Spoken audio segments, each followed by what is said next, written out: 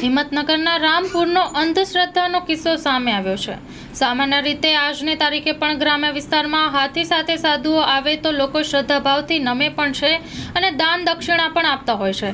જોકે સાબરકાંઠાના હિંમતનગરના ગાંભોઈ વિસ્તારમાં હાથીના દર્શન કરવા જતા એક પરિવારે ₹30 લાખ ગુમાવ્યા હોવાનું ખુલતા પોલીસે એક આરોપીની અટકાયત કરી મુદ્દામાલ રિકવર કર્યો છે।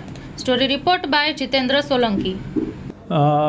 જે ગુજરાત સરકારે હમણાં જાદુઈ તાંત્રિક વિધિ અધિનિયમ જે પસાર કર્યો છે, જેમાં કેટલીક તાંત્રિક વિદ્યાઓ જે હોય છે એના વિરુદ્ધની કેટલીક જોગવાઈઓ કરવામાં આવી છે।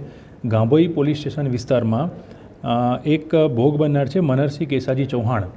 એમને આવી જ એક ગેંગ જેઓ હાથી ભાડે રાખે છે અને હાથી સાથે એ લોકો બજારમાં નીકળે છે। કેટલાક લોકો હાથીના આશીર્વાદ લેવા માટે થઈ અને એમની પાસે આવતા હોય છે, ત્યારે તેઓ એમનું ભવિષ્ય બતાવે અથવા એમના ઘરમાં કોઈને મુશ્કેલી છે અથવા તો કોઈનું મોત થઈ શકે છે એવી વાત કરી અને કોઈ તાંત્રિક વિધિ કરવાની વાત કરતા હોય છે અને જેના નામે તે લોકો લાખો રૂપિયા પડાવતા હોય છે।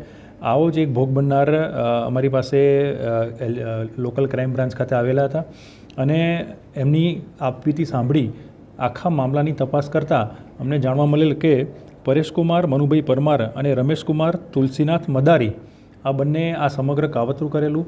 તેઓએ આ જે ભોગ બનનાર છે એને તેમના ઘરમાં કોઈનું મૃત્યુ થશે એવી બીક બતાવી અને તાંત્રિક વિધિ કરવાના બાબતે થઈ અને ₹30 લાખ પડાવી દીધેલા। પોલીસે ટેકનોલોજીની મદદથી અને અમારા જે હ્યુમન ઇન્ટેલિજન્સ છે એની મદદથી આ બંને આરોપી વિરુદ્ધ ગુનો દાખલ કરેલો છે, જેમાંથી એક આરોપી જે છે રમેશનાથ તુલસીરામ મદારી એની અટક પણ કરી છે અને એની પાસેથી ₹27 લાખ જે ભોગ બનનારના ગયા હતા એ રિકવર પણ કરેલા છે।